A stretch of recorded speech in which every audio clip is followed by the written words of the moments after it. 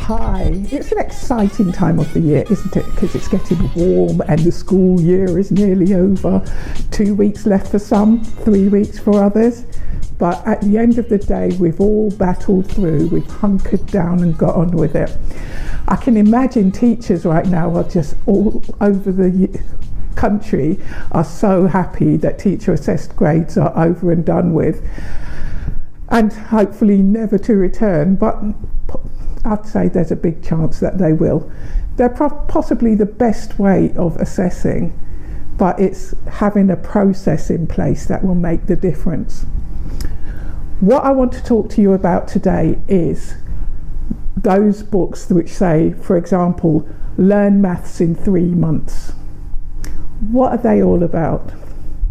I'm not knocking them because they have their place. When you think about it, when coming up to exams, if you haven't learnt as much maths as you think you need to, then obviously a quick fix would work rather well, wouldn't it? Let's be fair. But people are using them for all levels, all key stages, from the youngsters right through to the older kids, to learn maths in 3 months. What does learning actually mean?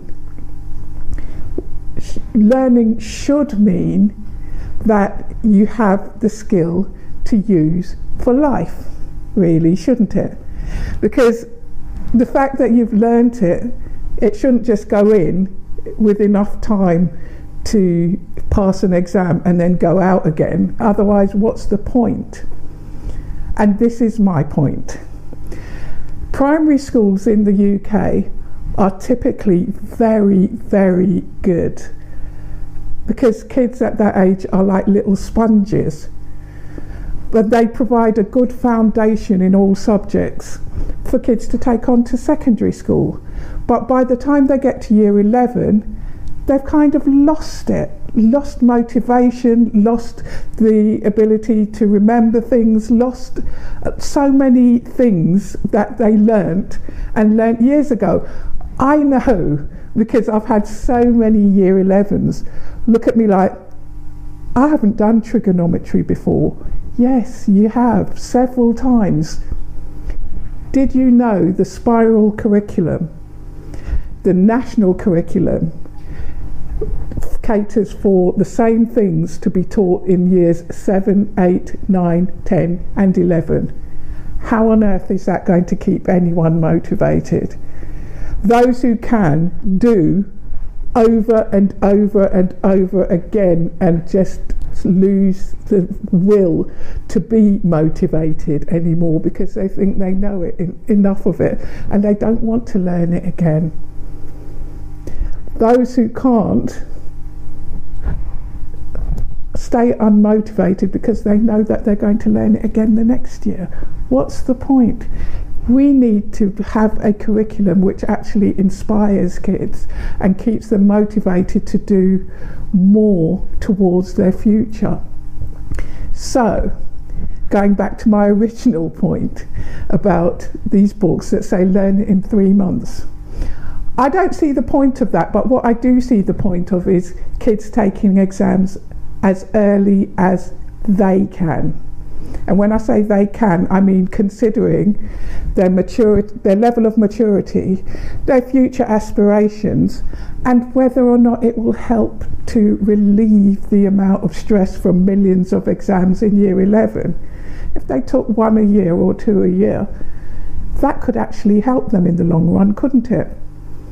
It's something that I would consider should be an option in schools, to take exams early, and that way they could actually maximise their learning by doing things that they're capable of doing, rather than being extremely capable in year 7 but having to wait till year 11 to actually do what they can do in an exam. This is not a strategy to stress children out. It is not a strategy to push things on kids who are not ready, because as anyone who knows me knows that I am completely anti-stressing children out, but I am completely for letting kids be individuals and letting them actually work within their capabilities and achieve what they can and build the life that they want at the rate that they can, rather than pouring it all on at the last minute and seeing what comes out the other end. It's just some food for thought this week. I will continue with this next week because I think it's an important consideration for next academic year, which starts in September the 1st this year. Can you believe it? So if you want to discuss it with me before next week, or if you have any issues that you want to discuss or any guidance that you need, you know where to find me, jgeducate.com. Free, no obligation. It's my absolute pleasure to help you with this. In the meantime, have a good week, and I'll see you next week for the last one of this academic year. Wow.